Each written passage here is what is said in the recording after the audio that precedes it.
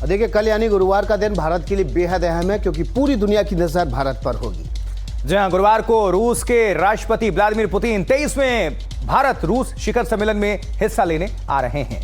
देखिए, करीब 30 घंटे पुतिन भारत में रहेंगे। 30 घंटे के दौरान पुतिन की कैसी रहेगी सिक्योरिटी, दिखाते हैं आपको। देखिए, पुतिन से पहले उनकी सुरक्षा एजेंसियां भारत में कदम रख देंगी। दिल्ली में पुतिन की 4 लेयर की सिक्योरिटी होगी क्योंकि पुतिन आमतौर पर 4 लेयर सुरक्षा में रहते हैं। इनका सुरक्षा घेरा नंबर 1, इसकी डिटेल आपके सामने रख देते हैं। ये भीतरी घेरा होगा और इसमें सबसे करीबी बॉडीगार्ड यानी कि पुतिन के निजी बॉडीगार्ड, जो बॉडीगार्ड हाईली ट्रेंड होते हैं, वो हाथ से हाथ मुकाबला करने में माहिर होते हैं, वे रहेंगे।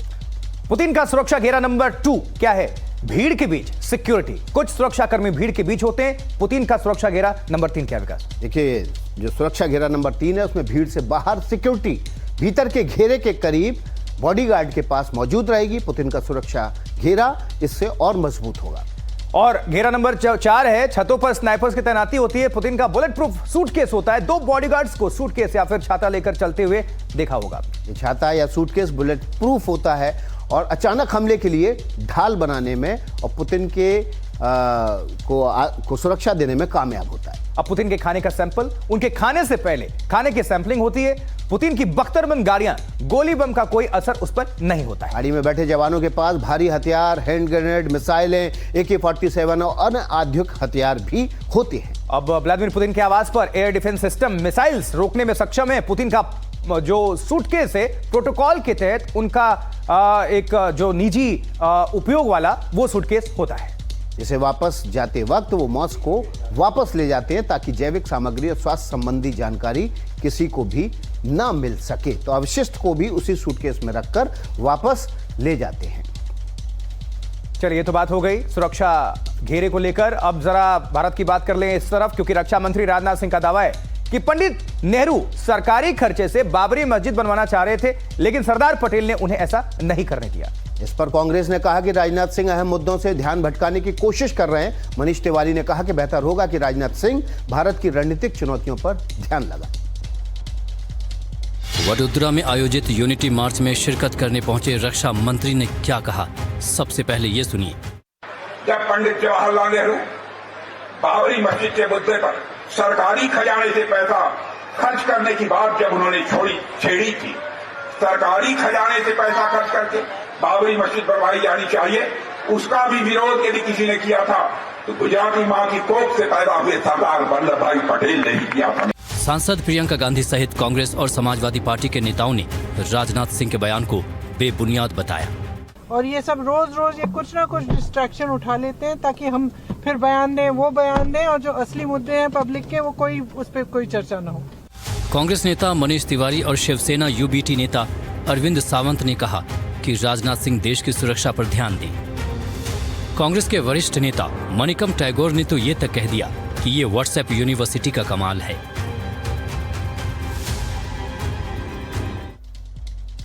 तेलंगाना से खबर है, क्योंकि तेलंगाना के मुख्यमंत्री रेवंत रेड्डी ने हिंदू देवी देवताओं पर विवादित टिप्पणी की है। उन्होंने कहा कि हिंदुओं के इतने देवता क्यों हैं? देखिए, जाहिर है कि इस बयान से घमासान मचना था। बीजेपी ने रेड्डी के खिलाफ मोर्चा खोल दिया है। హిందువులలో ఎన్ని దేవతలు ఉండ్రు, ఎంతమంది దేవుళ్ళు? 3 కోట్లు ఉండ్రా? ఎందుకున్నాయి? పెళ్లి చేసుకోవడానికి హనుమంతుడు ఉన్నాడు, 2 పెళ్లిళ్ళు చేసుకునేటోనికి ఇంకొక ఆయన దేవుడు ఉన్నాడు, మందు తాగేటోళ్ళకి ఓ దేవుడు ఉన్నాడు, ఎల్లమ్మ, పోషమ్మ, మైసమ్మ, కళ్ళు కొయ్యాలి, కోడి కొయ్యాలి అనేటోళ్ళకు ఉండ్రు, పప్పన్నం తినేటోళ్ళకు కూడా దేవుడు ఉండు, అవునా? तेलंगाना के सीएम रेवंत रेड्डी के इसी बयान पर बीजेपी और BRS ने उनसे माफी मांगने को कहा है। हैदराबाद में उनके खिलाफ प्रदर्शन शुरू हो गया। इस दौरान बीजेपी के कई कार्यकर्ताओं को हिरासत में लिया गया। रेड्डी ने कहा कि यहाँ हर समूह का अपना देवता है। बीजेपी उनके बयान के बाद से आक्रामक है।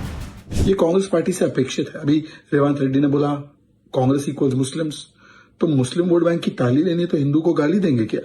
रेवंत रेड्डी को पूछना चाहता हूं, तुम्हारा बैकग्राउंड जो था वो ABVP का था, यानी तुम भी हमारे ही बेटे थे। रेवंत रेड्डी के बहाने बीजेपी कांग्रेस पर हमला बोल रही है। इस पर इमरान मसूद ने क्या कहा, सुनिए। लेकिन सर, बीजेपी जो अटैक कर के शब्दों का चयन ऐसा होना चाहिए कि दूसरे की भावनाएं आहत ना हो। अगर आप भी भारतीय रेल से अक्सर यात्रा करते हैं तो ये खबर आपके लिए बेहद महत्वपूर्ण है। देखिए, क्योंकि रेलवे ने ऑनलाइन तत्काल टिकट के नियमों में बदलाव के बाद काउंटर रिजर्वेशन बनवाए जा रहे तत्काल टिकट में बदलाव कर दिया है। आइए देखिए बताते हैं। ओटीपी आधारित तत्काल टिकट की व्यवस्था शुरू होगी। काउंटर से तत्काल टिकट पर ओटीपी से वेरिफिकेशन होगा। व्यवस्था को पारदर्शी बनाने के लिए रेलवे ने नियम बदला है। कुछ दिनों में नई व्यवस्था लागू हो सकती है। 17 नवंबर 2025 से काउंटर तत्काल टिकट ओटीपी ट्रायल शुरू हो चुका है और अब तक 52 ट्रेनों में व्यवस्था लागू भी की जा चुकी है। अब इसे पूरी तरह से लागू करने की तैयारी है और मोबाइल नंबर पर एक ओटीपी आपके पास आएगा। सही ओटीपी होने पर ही टिकट कंफर्म होगा। तत्काल टिकट के गलत इस्तेमाल पर इससे रोक लगाने की सरकार की मंशा है। और चलिए अगली खबर का रुख कर लेते हैं। अगली खबर केरल से है। केरल में स्थानीय नगर निगम के निकाय के चुनाव प्रचार तेज है और खास बात यह है कि इस चुनाव में एक वार्ड से सोनिया गांधी बीजेपी के टिकट पर चुनाव लड़ रही है। ऐसे में कांग्रेस परेशान है और प्रचार के दौरान लोगों को समझाने में जुटी है कि हमारी वाली सोनिया गांधी नहीं है। देखिए रिपोर्ट। केरल के मुन्नार में सोनिया गांधी अपनी जीत के लिए दिन रात जुटी हुई हैं। वो वोटर से मिल रही हैं, जमकर प्रचार कर रही हैं। कांग्रेस के लिए उनका निकाय चुनाव के मैदान में उतरना इसलिए परेशान करने वाला है क्योंकि कांग्रेस कार्यकर्ताओं को बार बार बताना पड़ता है कि वो उनकी वाली सोनिया गांधी नहीं है। 34 साल की सोनिया गांधी बीजेपी उम्मीदवार। पिता दुराराज कांग्रेस में थे, पति सुभाष बीजेपी में। पति की वजह से बीजेपी में आई। निकाय चुनाव में उम्मीदवार। मुन्नार के चुनाव मैदान में सोनिया के खिलाफ कांग्रेस के मंजुला रमेश ताल ठोक रही हैं। 9 और 11 दिसंबर को केरल में निकाय चुनाव होने हैं, लेकिन मुन्नार की सोनिया गांधी की वजह से ये चुनाव सुर्खियों में है।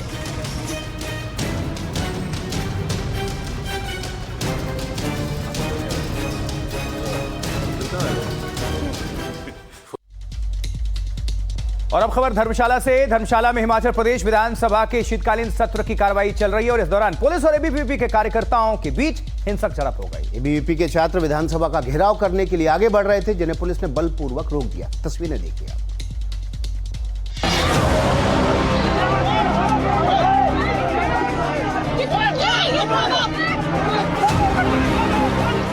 एबीवीपी के कार्यकर्ता अच्छी खासी तादाद में थे। वो किसी भी सूरत में विधानसभा घेराव के लिए कूच करना चाहते थे, लेकिन खाकी अमला भी मुस्तैद था। पहले समझाने की कोशिश हुई और जब बात नहीं बनी तो छात्रों पर जमकर डंडे बरसे।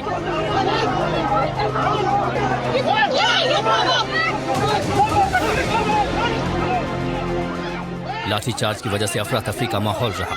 पुलिस की इस कार्रवाई में कई छात्रों को चोट आई। कुछ पुलिसकर्मी भी घायल हुए।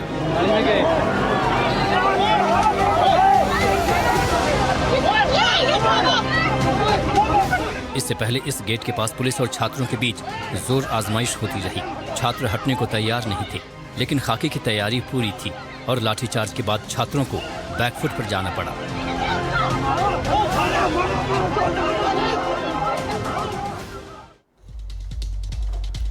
और अब खबर छत्तीसगढ़ से। विकास। बिल्कुल, छत्तीसगढ़ के अंबिकापुर में आज बड़ा बवाल हो गया। यहां अमेरा कोयला खदान के विस्तार के विरोध में सैकड़ों गांव वाले जमा हो गए और पत्थरबाजी शुरू कर दी। देखिए, उनके विरोध को देखते हुए भारी संख्या में पुलिस फोर्स को वहां तैनात किया गया। ग्रामीणों को हटाने के लिए पुलिस ने लाठीचार्ज भी किया। आंसू गैस भी दागे गए हैं गोले। देखिए पूरी खबर।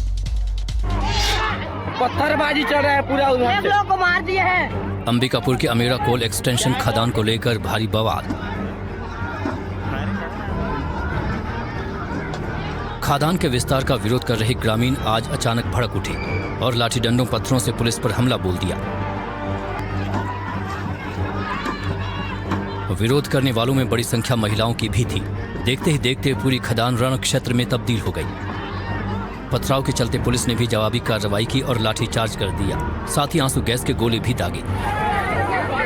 ग्रामीणों के हमले में कई पुलिस वालों के घायल होने की खबर है।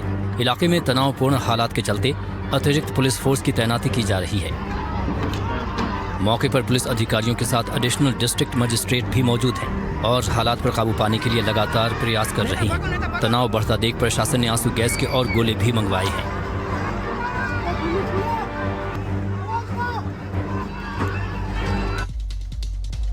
देखिए, दिसंबर का महीना चल रहा है और धीरे धीरे देश के कई राज्यों में तापमान में गिरावट देखने को मिल रही है। देखिए, मौसम विभाग ने उत्तर और मध्य भारत के कई राज्यों में आज से शीतलहर का अलर्ट जारी किया है। और कहां शीतलहर का अलर्ट है? दिल्ली एनसीआर न्यूनतम तापमान कितना? 7 डिग्री के आसपास तक गिरावट है। ठंडी हवाएं चलेंगी 15 से 20 किलोमीटर प्रति घंटा की रफ्तार से, जबकि उत्तर प्रदेश में 3 दिसंबर से कानपुर, आगरा, इटावा, मुजफ्फरनगर में कड़ाके की ठंड और कोहरा संभावित है। जबकि बिहार की बात कर लें तो 3 दिसंबर से तापमान में तेज गिरावट है। शीतलहर का भी असर देखने को मिल रहा है पूरे राज्य में। और राजस्थान में क्या हालत है? 5 से 7 दिसंबर तक उत्तरी राजस्थान में विशेष चेतावनी जारी की गई है। पूर्वी हिस्से में पहले से ही ठंड है।